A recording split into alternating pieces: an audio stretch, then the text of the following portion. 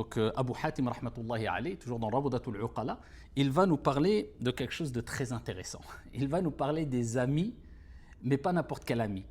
L'ami déloyal, l'ami trompeur, l'ami vicieux.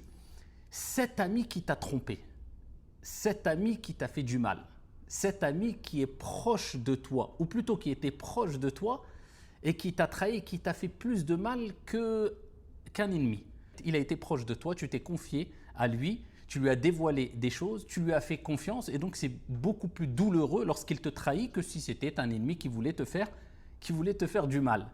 Et c'est pour ça qu'il va mettre l'accent sur la loyauté. Et je dis cet ami qui t'a trahi parce qu'en général, quand on parle de ce sujet avec les gens, n'importe qui vous dira « Ah oui, moi j'ai un ami qui m'a trahi ». Et c'est malheureux de le dire, mais ça se passe souvent comme ça. Une personne qui va se confier avec une personne très proche et qui va lier des liens d'affection, d'amitié pendant longtemps, et à un moment ou un autre va venir le jour où il va dévoiler son vice. Alors, je ne généralise pas bien sûr, mais on a tous peut-être eu cette expérience déjà d'avoir au moins une personne, un ancien ami proche qui nous a trahis.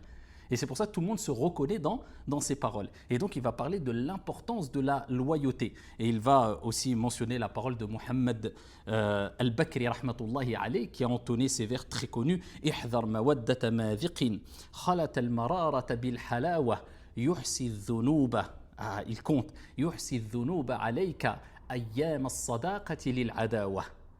Ces paroles de Mohammed al-Bakri rahmatullahi alayh lorsqu'il dit: méfie-toi, prends garde de l'amitié, de l'affection avec le trompeur. C'est celui qui mélange, qui mêle l'amertume avec la douceur.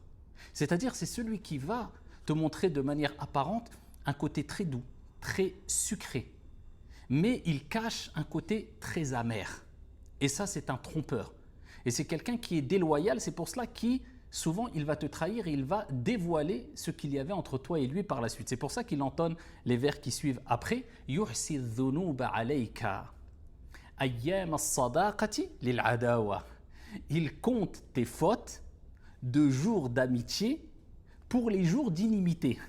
Il est avec toi et il va calculer, il va enregistrer, il va noter dans son cerveau les erreurs que tu as faites. Peut-être ça va durer pendant 5 ans, 6 ans, 7 ans.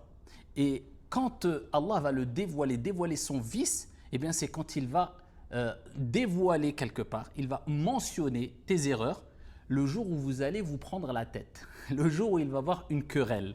C'est pour cela qu'il dit ici,